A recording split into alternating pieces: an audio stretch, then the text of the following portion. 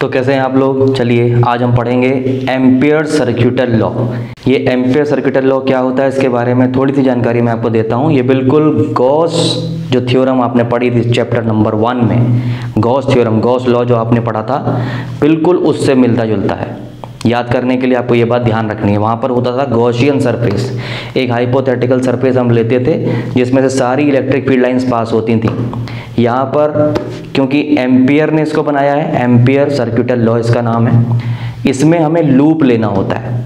बिल्कुल वैसा ही कॉन्सेप्ट है। इलेक्ट्रिक फील्ड मैग्नेटिक फील्ड से रिप्लेस हो जाएगा, एरिया वेक्टर वेक्टर डीएल से रिप्लेस हो जाएगा। ये सब क्या है आगे देखेंगे। इसमें जो वहाँ पर रिलेटिव परमिटिविटी होती थी, एब्सोल्यूट परमिटिविटी एप्सिलॉन नॉट हुआ करता था, वो यहाँ पर म्यू नॉट से रिप्लेस हो जाएगा। वहाँ पर होता था 1 epsilon not time the total charge enclosed by the Gaussian surface. यहाँ पर क्या होगा, गॉसियन सरफेस की जगह होगा एम्पेरियन लूप, और उस लूप में से टोटल करंट कितना थ्रेड इन हो रहा है, थ्रेडिंग इन।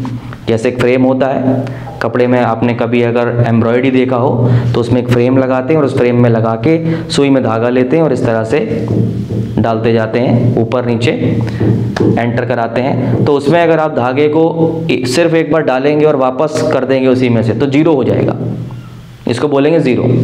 अगर आपने ऐसा किया कि फ्रेम बना हुआ है, उस फ्रेम से आपने थ्रेड एक बार इन किया और फिर वापस निकाल के फिर से उसी तरफ से वापस डाल दिया, तो डबल हो गया। ये नहीं होगा, सही है। केवल इनकमिंग करंट होना चाहिए, इनकमिंग और आउटगोइंग दोनों में से एक होना चाहिए। अगर उस फ्रेम के अंदर से लूप में से करंट जाती है और फिर उतनी ही उस पर वापस भी चली जाती है, थ्रेडिंग इन थ्रेडिंग आउट इसको बोलते हैं। जितनी आई उतनी ही वापस चली गई तो जीरो हो गई। जितनी आई आने के बाद आपने फिर वापस भेज दिया, फिर वापस भेज दिया, तो बार बार भेजते जा रहे हैं, इसको बोलते हैं सिर्फ ओनली इनकमिंग।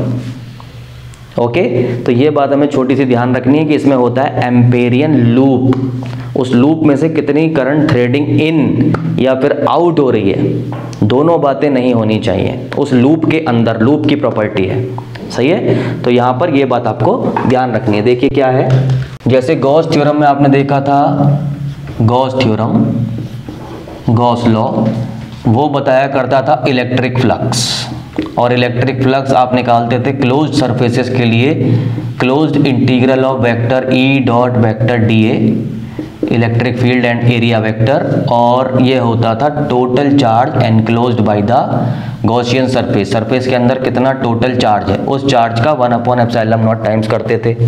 यहाँ पर आ गया आपका ampere circuital law, ampere circuital law. इस एम्पियर सर्किटल लॉ में कौन पता चलेगा आपको, मैग्नेटिक फ्लक्स, क्लोज इंटीग्रल यहाँ भी होगा, इलेक्ट्रिक फील्ड रिप्लेस हो जाएगा मैग्नेटिक फील्ड से, एरिया वेक्टर रिप्लेस हो जाएगा वेक्टर डीएल से, लाइन इंटीग्रल से, एंड क्यू वहाँ पर था टोटल चार्ज, यहाँ पर होगी टोटल करंट आई टोटल, और एप्सिलॉन नॉट वहाँ पर थी परमिटिविटी ऑफ द मीडियम, यहाँ पर है परमिएबिलिटी, और परमिएबिलिटी आती है ऊपर म्यू नॉट आई टोटल। ये है एम्पियर सर्किटल लॉ। ये एम्पियर सर्किटल लॉ किसी भी करंट कैरिंग कंडक्टर के चारों तरफ कितना मैग्नेटिक फील्ड बन रहा है उसे कैलकुलेट करने में काम आता है। अब आप कहेंगे बायो-सेवर्ट लॉ का भी यही काम है। दोनों लॉ याद कर लीजिए, Biot-Savart law, BSL Biot-Savart law and ampere circuital law ACL, दोनों का काम है मैग्नेटिक फील्ड की स्ट्रेंथ को बताना, मैग्नीट्यूड को बताना। बायो-सेवर्ट लॉ 3 जगह यूज हो रहा है आपके सिलेबस में, जिसमें से एक रिमूव हो गया, बाकी बचे 2। उन दोनों में सर्कुलर करंट कैरिंग कंडक्टर है, उस सर्कुलर करंट कैरिंग कंडक्टर के एक बार सेंटर पर और एक बार सेंटर के सामने कोई पॉइंट है वहां पर, यानी कि एक्सिस पर। बायो-सेवर्ट लॉ का काम यहाँ पे खत्म, ये पहले कर चुके हैं, इनको देख लीजिएगा। एम्पियर सर्किटल लॉ इसलिए बनाया गया था कि करंट कैरिंग कंडक्टर, कुछ ऐसे करंट कैरिंग कंडक्टर थे जिनमें बायो-सेवर्ट लॉ लगाना मुश्किल था, तो वहाँ पर एम्पियर सर्किटल लॉ ने बड़ा हेल्प किया, आसानी से मैग्नेटिक फील्ड निकाल के दे दिया। तो एम्पियर सर्किटल लॉ का जो फर्स्ट एप्लीकेशन है एम्पियर सर्किटल लॉ, बेसिकली जो एम्पियर सर्किटल लॉ बनाया गया था ये सोलेनॉइड या फिर टोरॉइड के लिए बनाया गया था। एम्पियर सर्किटल लॉ किसके लिए डिजाइन किया गया था, सोलेनॉइड के लिए, सोलेनॉइड या फिर टोरॉइड के लिए। टोरॉइड को आप सर्कुलर सोलेनॉइड भी बोल सकते हैं, सर्कुलर सोलेनॉइड। ये इनके लिए बनाया गया था। लेकिन एक तीसरी प्रॉपर्टी भी है, वो पहले बायोसेवर्ट में आती थी, अब उसको केवल एम्पियर में दे देते हैं। तो देखिए, application of ampere सर्क्यूटल law,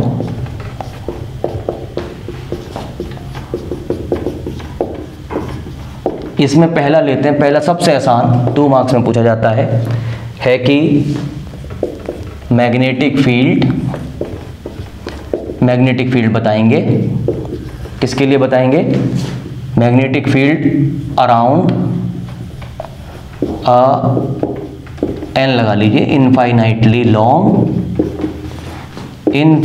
long straight current carrying conductor. तो ये इनफाइनाइटली लॉन्ग कुछ इस तरह से है, ये रहा, इसमें कुछ करंट फ्लो हो रही है, इस तरह दिखा सकते हैं इसे, करंट फ्लो हो रही है, suppose I current is flowing through it. तो आपको बताना है मैग्नेटिक फील्ड इसके चारों तरफ। तो कहीं पर एक पॉइंट तो चूज करना पड़ेगा। मान लीजिए ये पॉइंट है, ये पॉइंट इस वायर से कितना दूर है ये बताना पड़ेगा, r डिस्टेंस अवे है। इस पॉइंट से होके जाने वाला एक लूप हमें अज्यूम करना है। ये मैंने घेरा बना लिया ऐसे, ये रहा कंडक्टर और इसके चारों तरफ ऐसे घेरा बना लिया, यहाँ पर एक पॉइंट है, ऐसे घेरा बना लिया उससे जाने वाला। तो ये जो घेरा है ब्लू वाला, इस ब्लू वाले का नाम है एम्पेरियन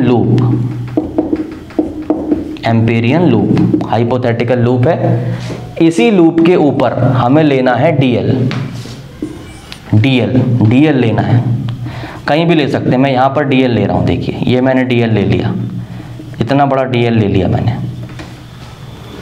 और देखिए मैग्नेटिक फील्ड, ये जब आप इसे खोलेंगे तो आप ये लगाएंगे close integral of vector B dot vector dl is equal to mu naught into I total. तो आई टोटल तो आपको नजर आ रहा है यहाँ पर, लूप के अंदर से कितनी करंट फ्लो हो रही है, आई करंट लूप में सिर्फ जा रही है, सिर्फ ऊपर जा रही है, वापस नहीं आ रही, केवल गई। कितनी करंट गई? आई करंट गई लूप के थ्रू। तो आई टोटल की वैल्यू कितनी है? आई है।